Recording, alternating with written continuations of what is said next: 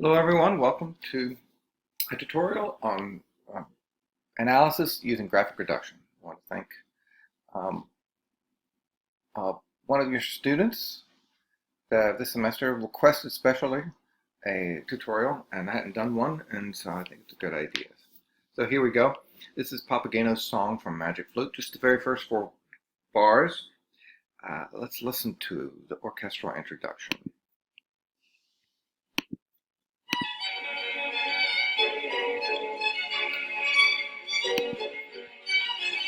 You can hear it keeps going on, but we're just looking at the first 4 bars. Let's listen again.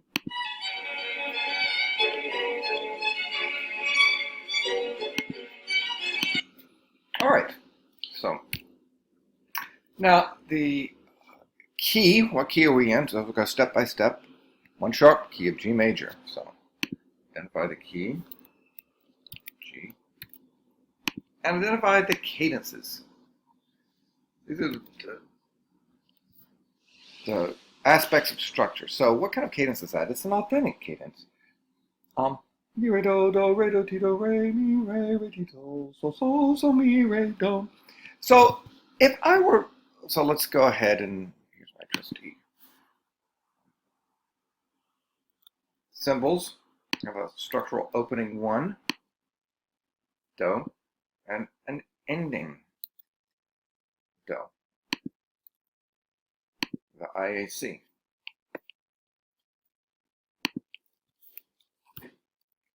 Well, IAC or PAC, that's the question. AC is definitely. So, mi, re, do. If I were analyzing the entire first 16 bars of the piece, which is the verse, I would call this an IAC. I would not call the final do on beat 2 as structural. I would say the mi on beat 1 was structural, because the piece isn't over after the first 4 bars. It's clearly not over. So that you have you get a much firmer downbeat 1 in bar 16. But because we're only looking at the first 4 bars, we're focusing on that. And it has a relative finality. You at least get to the do on the second beat. So I'm going to go ahead and call it the PAC. It just gives you a sense that what you determine is structural will depend on your frame of reference. If you're looking at the whole verse, this is not that final. But if you're just looking at the first 4 bars, it is pretty final. So let's call it a PAC provision. And maybe later in the semester we'll look at the whole 16 bars and come back and revisit. So that's a structural 1.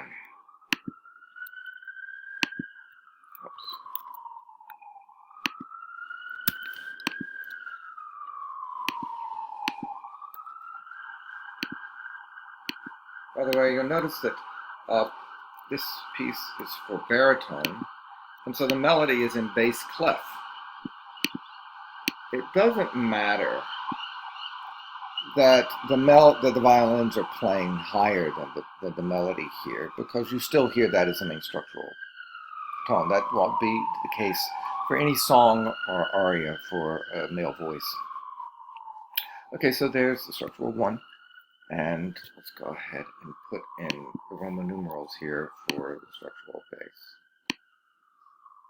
1,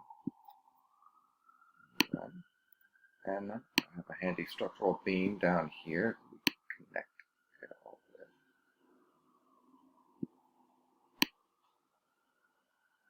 So if there's a PAC, then we need a structural 5. And where does that happen? Now, you have, so let's listen to the bass. Let's sing the whole bass. Do, do, so, do, so, so, so, do, so, do. You might think it's this one here on the and of 1. But that's not, that just supports a passing re on a weak beat. That's not the structural 5. In fact, this is just a little expansion of the final structural 1. So what we've really got here is a mi. Well, I'll deal with that later. But the final structural 1 arrives on the downbeat in the bass. And this whole last measure is an expansion of 1. The structural 5 is in beats bars 2 to 3. So that's, so let's put that in here.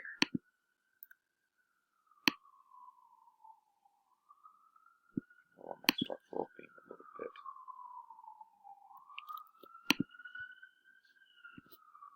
That's the structural 5.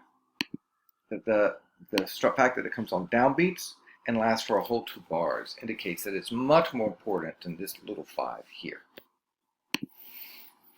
All right, so then that means that it's supporting the structural 2, and that's quite clear there.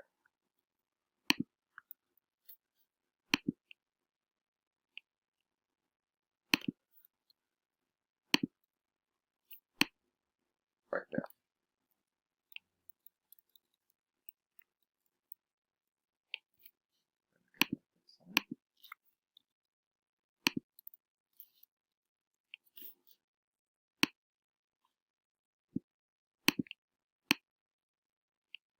All right, so the 2 to 1 that defines every perfect authentic cadence is accounted for. What is the opening structural tone, though? For this first bar of the piece, we have do, do, re, do, ti, do. That's just do. The re is an upper neighbor, the ti is a lower neighbor. There's no good structural 3 that comes on a strong beat, except for the last bar, and that's too late. If that were the structural 3, all the way here at the end, then that would have to be the structural 2. And I've already said that that's not really possible. So it's got, and it can't be this B here on the end of that one, the end of 1 here in the second full bar, because that's just an upper neighbor to the structural 5. So here we actually have to go all the way back to the pickup. As I said in class the other day that the pickups can't really be structural. Well, in this case, for this very simple melody here, we kind of have to count it. If we were looking at the whole piece, the whole 16 bars, we might wait to call this final, we might call this an imperfect authentic cadence and call this final 3 the big structural 3 of the piece. But for the focusing just on this first 4 bars, I think we're justified in counting the pickup here as the structural 3 that leads them. Hear that? So now we've got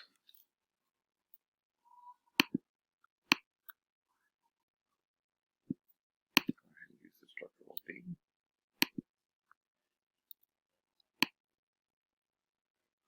So now that we've got a sense of the larger the structural points of the piece, the 3, 2, 1, and the supporting 1, 5, 1.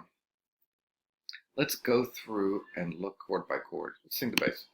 Do, do, sol, do, sol. Right off the bat here, we've got a little 1 here. Because it comes with a weak beat, it's not structural. This is a clear example of an expansion of a 5 with a 1. And rhythmically is what determines it. So that gets a stemless note head, and the 5 that returns to it, you can give it a quarter note. Frankly, this 5 here doesn't, as long as you connect it, let's go ahead and connect it with a dotted slur. There. As long as you're connecting it with a dotted slur to this soul there, it hardly matters how you notate it. Whether you do it a half note, a quarter note, or a stemless note head. It's the same structural status. So I don't like to put 2 half notes in a row. So I just give it a stem. Just to differentiate it from this neighboring 1. Go ahead. The neighboring 1, we should analyze it, but we should make it small. And in parentheses, part of the expanded 5. And likewise, we do the same thing in the soprano. So that mi is an upper neighbor to the re. And again, just like the bass, to mirror it, it comes right back to there. and we can give it a slur. Here I like to slur the ones above with stems going up and with the slurs above. Purpose for that is that leaves you room to, if you want to show some inner voices, which we don't really necessarily want to do here, but it makes it, generally the structural soprano is above everything, stems up. Structural bass is all stems down. So there. Now then, this 5 continues on. So we can again show it. We're not, because it's just a new measure. To be honest with you, it's kind of up to you whether to write it again. As I said, in graphic reductions, the idea is to reduce away repetitions. But the melody does keep moving on, and we want to show the shape of the melody. We don't want to count for every note in the melody. So we have re, do, re, mi, re, re, ti, sol. We want to show the chordal skip down to T. And you want to show the sol. And because now that's not only a new bar, a downbeat, and therefore structurally more interesting, but you also get a big octave leap here. So now I can show the octave leap again. It's just extending that sol, so I can put that as a stemless note head. I need a little line, ledger line.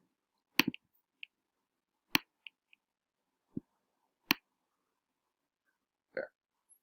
So those two, but this is an important enough. It's not a structural 5 or anything, but it is part of an expanded dominant and deserves to have a stem. Let's connect these two with a dotted slur. They're the two different pitches. They're the same. They're the same solfege. And then this arpeggiation down you should show with a slur. Slur from sol to mi. And another slur from mi, from T to sol. Excuse me, it's not sol to, it's re to T, and from T to sol.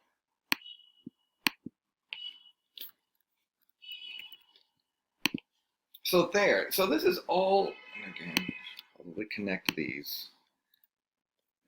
You have some discretion about how you show this expanded dominant here. It wouldn't be wrong to just put one big structural 5 here and then show the neighboring 1 and then go back. But the melody is so elaborate here, I think you're justified in showing how 5 is further elaborated here with some more stemless note heads. With some more quarter notes.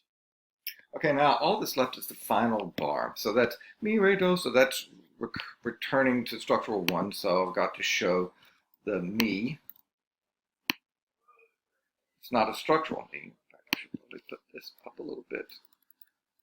If I were really doing this well, I would write this a little higher, so that, because I don't want the 3, I don't want that B flat connected to the structural beam, ideally, because it's not part. In fact, actually, I can do this by actually notating it.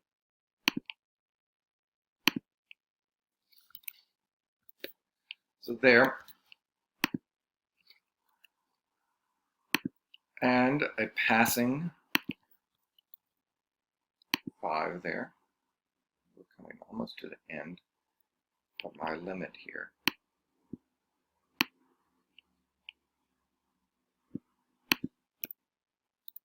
There's the 3. So there you get a little 3, 2, 1 in the last bar, supported by a structure, by a little 5. Again, it's not